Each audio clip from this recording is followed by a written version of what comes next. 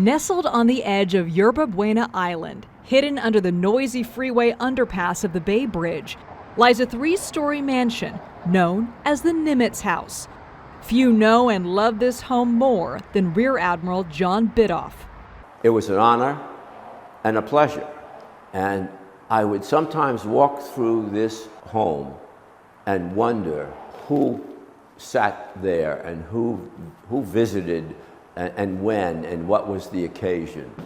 Admiral Bidoff lived in the mansion on Yerba Buena Island from 1989 to 1992, when he was the Navy's regional commander, as well as being in charge of all the combat logistics ships in the Pacific Fleet. He would often entertain fellow military leaders from around the world, but this was always Admiral Chester Nimitz's home. And here was a picture of Admiral Nimitz in uniform. And I hosted the first Soviet ship to come to San Francisco since World War II.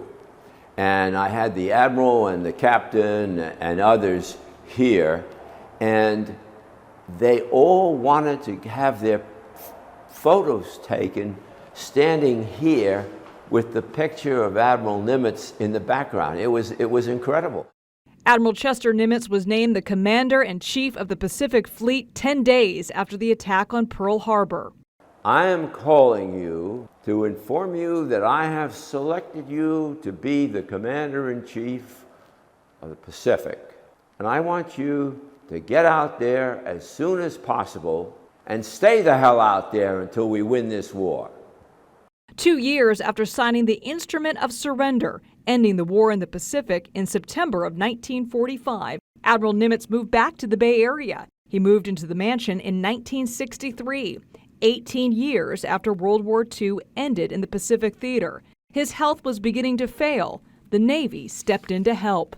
The Navy said to him, why don't you come back to public quarters? And if you do, because you're always on active duty, we can supply you with the staff, the cooks, and the driver, and an aide, and all the things that you are entitled to. And Admiral Nimitz said, well, how about Quarters 1 on Yerba Buena Island?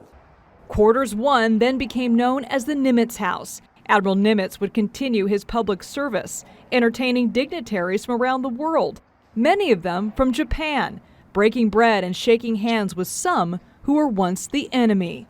It's very unusual for the vanquished to come and pay homage to the victor. Now we're entering the library, and I think this may have been the Admiral's favorite room, was certainly mine. And it was a desk here. It was, and I located it. It was in the basement, and I saw this old desk in the basement. I looked at an old photograph. The photograph showed that was the desk that Nimitz had in here. So I had it restored and put it where he had it. He could look out here. This wasn't here. And there's a picture at the Naval Academy Museum, I believe, where there's a former Imperial Japanese naval officer sitting here and Admiral Nimitz talking to him. The real impressive thing was when those pocket doors were closed and we signaled that dinner was served, the doors were ceremoniously opened, and you were greeted with this, as I indicated before, this beautiful table set up to honor the guests. 6, 7. So it's seven bedrooms and 6 baths. While Admiral Bidoff lived and worked at the Nimitz House, he would often call on the late Admiral Nimitz for advice. It's almost like he talked to me. You know, that's silly, but I would sit there and say, well, Admiral, what would you do under these circumstances? And I would think about it. Now, I mean, I didn't hear anyone responding, but in my mind, I seemed to get a response, and it was always, right out of his leadership example.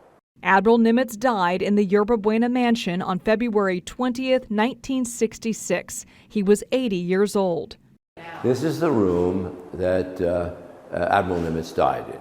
And the reason I knew that is I had his daughter, I hosted his daughter for dinner, Sister Mary Aquinas, and she took us on a tour of the quarters, and I had mentioned that the room down the hall, I said, of course, this is where your father died. She said, oh no, that's not correct. She said, it was this room. She said, I happen to know that because I was here.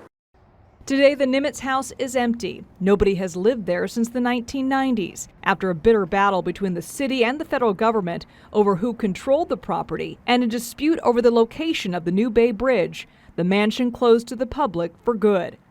There is broken glass and crumbling parts of the ceiling. Time has taken its toll. I'm very sad. And I was here about a year or so ago and did a video. It has deteriorated exponentially since I've been here. And it's hard for me to accept. Admiral Bidoff, who had a remarkable career in the Navy, is now committed to another act of service, keeping the memory of the Nimitz House, though now hidden under walls of concrete and steel, alive, along with the legacy of its most renowned resident.